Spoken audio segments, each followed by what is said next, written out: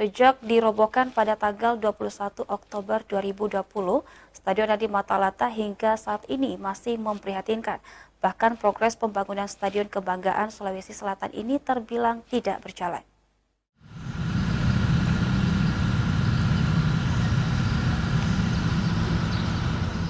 Sejak dirobohkan pada tanggal 21 Oktober 2020, Stadion Andi Matalata Matoanging hingga saat ini masih memprihatinkan. Belum ada kejelasan kapan pengerjaan kembali dilanjutkan. Bahkan progres pembangunan Stadion Kebanggaan Sulsel ini terbilang mangkrak. Sebab masih menunggu proses jadwal tender yang tidak kunjung ada. Seperti yang terlihat saat ini, kondisi Stadion Andi Matalata Matoanging yang terletak di Jalan Cendrawasih, tampak rumput tanaman liar memenuhi stadion.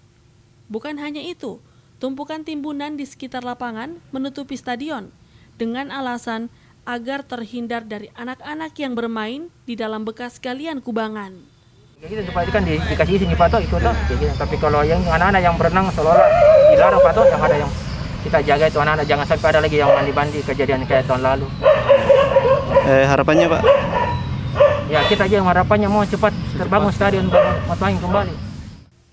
Salah seorang warga yang tinggal di sekitar Stadion Matoanging mengatakan, meski terlambat, saat ini pembangunan stadion sementara berjalan karena terlihat sudah dilakukan penimbunan.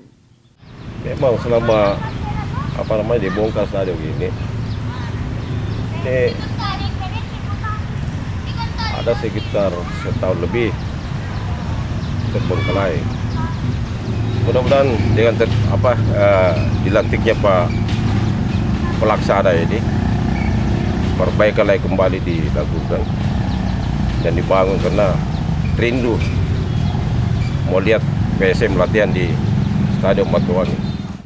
Warga menambahkan pembongkaran stadion ini sudah 1 tahun lebih terbengkalai.